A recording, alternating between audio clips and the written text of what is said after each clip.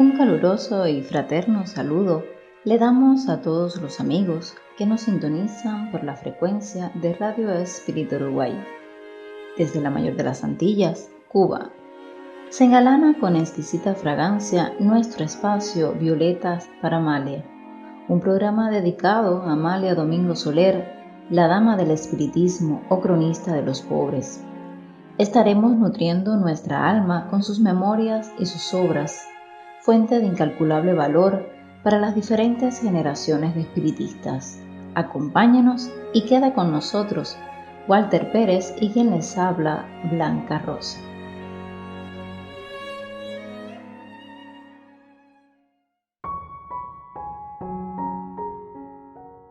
No creer en el dolor, vigilar el placer, desobstruir los oídos con avisos acerca del vicio, hacer de la conciencia el verdadero sol de la vida, no ceder a las tentaciones más imperiosas de la carne, huir de las voluptuosidades y respetar el deber.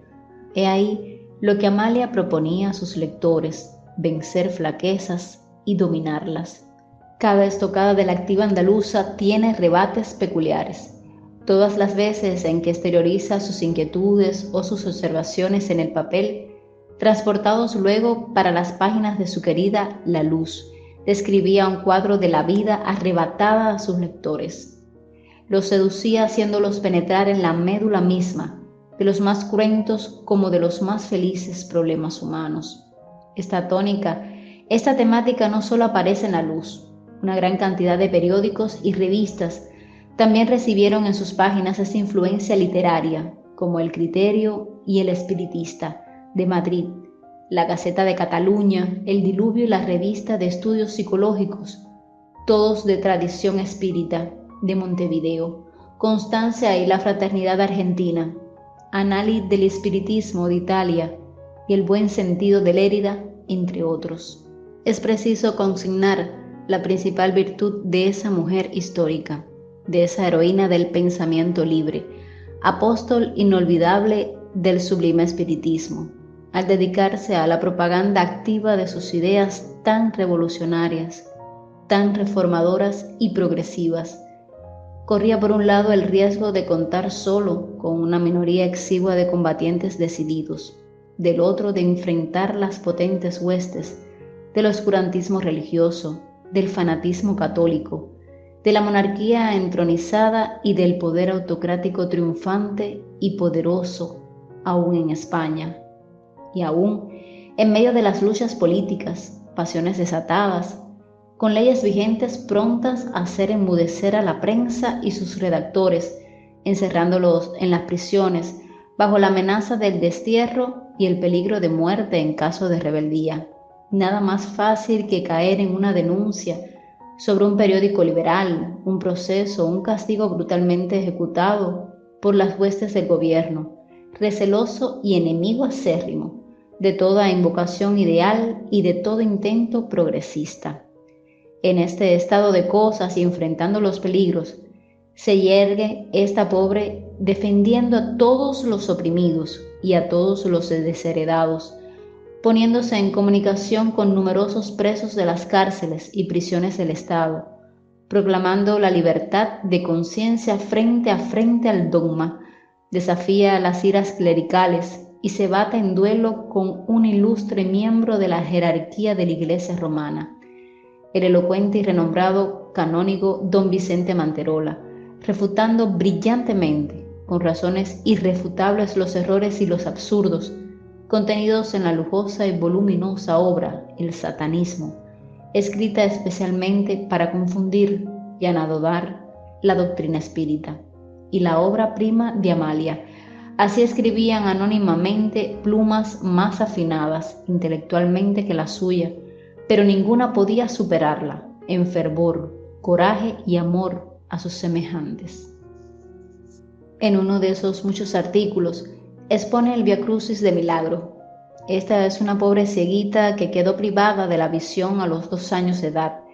Es hija de una familia pudiente, de esas que sufren los reveses de la fortuna hasta caer en la más abyecta miseria. El padre de la ciega quedó paralítico. La niña se vio obligada a cantar por las calles para garantizar la sopa que alimenta escasamente a la desdichada familia.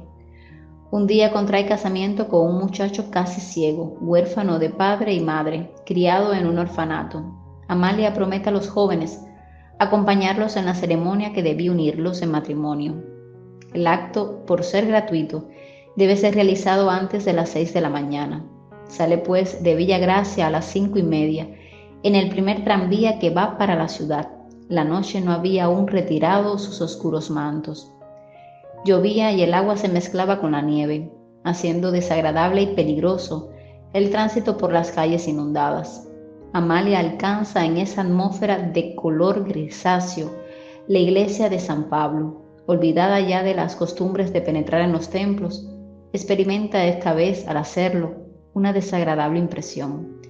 Hacía muchos años que se evadiera de las sombras que en ellos impera, de sus luces trémulas y vacilantes, de ese olor especial, de esa humedad, incienso y de muchas respiraciones. Su imaginación comienza rebelde a hacer reflexiones que de cuando en cuando la arrebatan. Su espíritu se acobarda ante el cúmulo de recuerdos que le acudían, de ideas que se entrecruzaban y se confundían en una amargura creciente. Aquel angustioso espectáculo le quebraba el ánimo. Surgen los novios con la madre de la joven. Esta, cumpliendo con los requisitos de la religión, se arrodilla delante del confesionario para confiar a un hombre extraño sus más íntimas confidencias. ¿Acaso no debería ser la madre o el padre quien recogiese aquella sagrada confesión? Pensaba con amargura Amalia. Aquella excéntrica unión activa su imaginación. Ella piensa, y la luz recibirá las descargas de sus elucubraciones. Ve salir a los novios confusos y radiantes. Enseguida asiste a otro esplendor, la luz del verdadero amor. Vuelve a su cuarto ahora iluminado por los rayos del astro rey. No obstante, le parece sombrío. Era su propia melancolía que tiznaba el ambiente. El cuadro que acaba de presenciar la compungía. ¿Qué destino estaba reservado a aquellos seres? Apenas una perspectiva, la vida plena de vicisitudes, pensaba triste. Una vez más se siente envuelta con la influencia del más allá. La presencia del padre Germán se hace sentir. Una vida anterior, una encarnación mal vivida, un mundo de luz en sus manos y ellos la habían desperdiciado. Hoy constituía un ejemplo para aquellos que no siguiesen por el buen camino. Y la crónica se enriquece con la profunda lección y va en las alas de la luz a penetrar en las almas de sus lectores como un manantial de redención humana. Continúa Amalia, esparciendo por todos esa luz maravillosa que nos trae la explicación espiritual hacia los diversos problemas que enfrenta la humanidad. Y ergue su pluma con aquella energía que le trae la doctrina espírita para dar así explicación a todos sus lectores y una vez más trabajar en la divulgación de su ideal.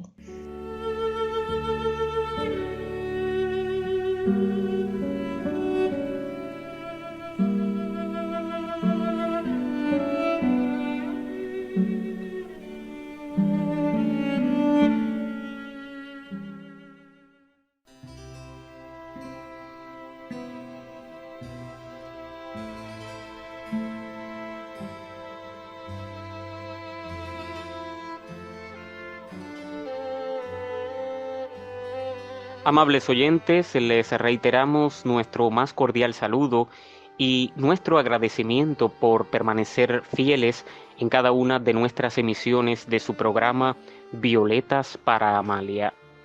En este encuentro tendremos la oportunidad de disfrutar del artículo Abuso en los malos centros espíritas, publicado por la cantora del espiritismo Amalia Domingo Soler en su periódico espiritista La Luz del Porvenir.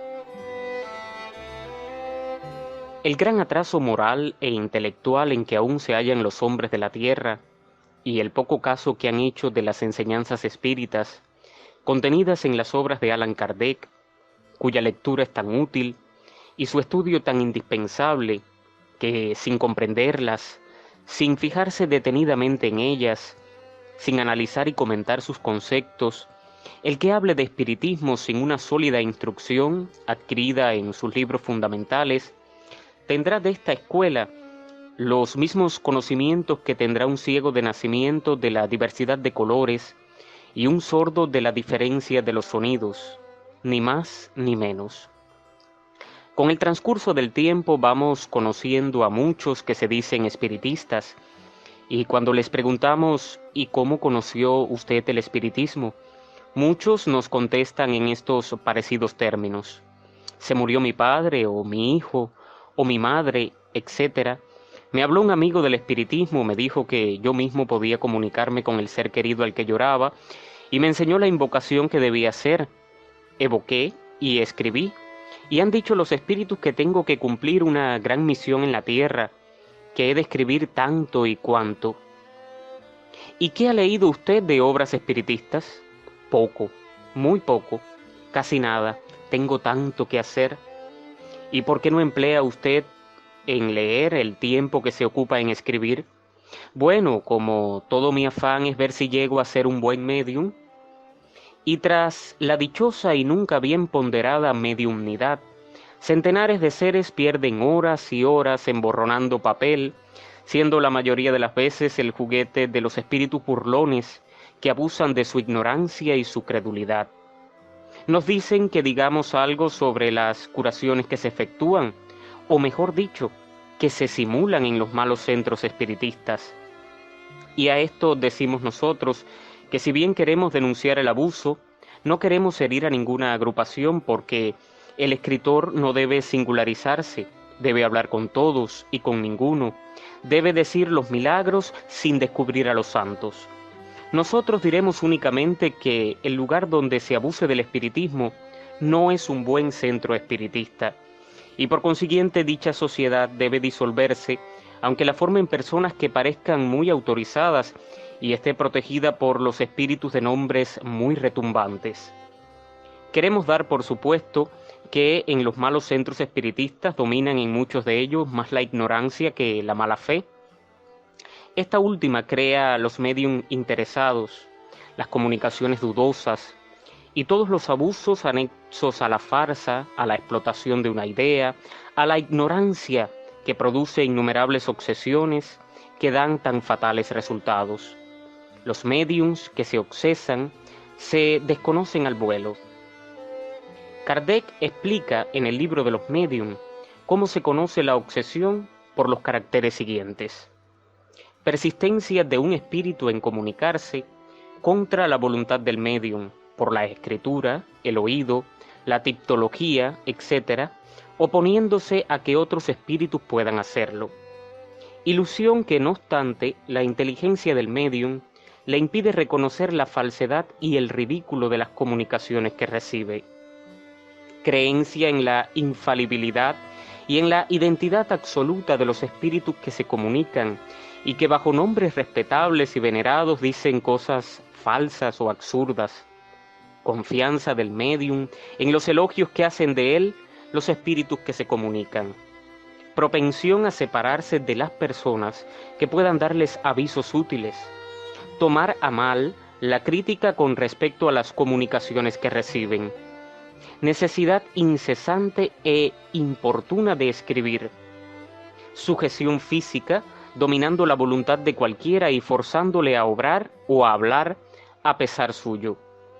El orgullo se traduce en los médiums por señales inequívocas sobre las cuales es tanto más necesario llamar la atención, cuanto que es una de las extravagancias que más desconfianza deben inspirar sobre la veracidad de sus comunicaciones. En primer lugar, tiene una confianza ciega en la superioridad de estas mismas comunicaciones y en la infalibilidad del espíritu que se las da. De aquí dimana cierto desdén por todo lo que no viene de ellos, porque se creen en posesión del privilegio de la verdad. El prestigio de los grandes hombres con los cuales se adornan los espíritus para justificar que les protegen, los ofusca, y como su amor propio sufriría confesando que son engañados, rechazan toda clase de consejos. Aún los evitan alejándose de sus amigos y de cualquiera que pudiese abrirle los ojos. Si son condescendientes en escucharle, no hacen caso de sus avisos porque dudan de la superioridad de su espíritu. Casi es como si fuese una profanación. Se ofuscan por la menor contradicción, por una simple observación crítica, y algunas veces llegan hasta aborrecer a las mismas personas que le han hecho favores.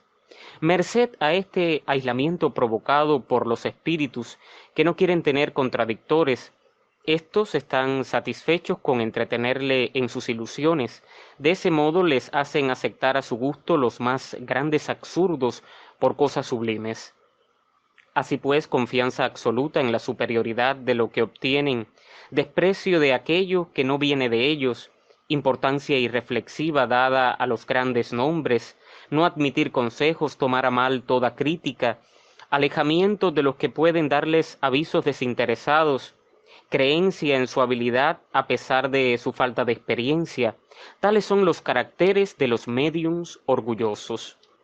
Al lado de este, presentemos a la vista el cuadro del médium verdaderamente bueno, de aquel en que se puede tener confianza.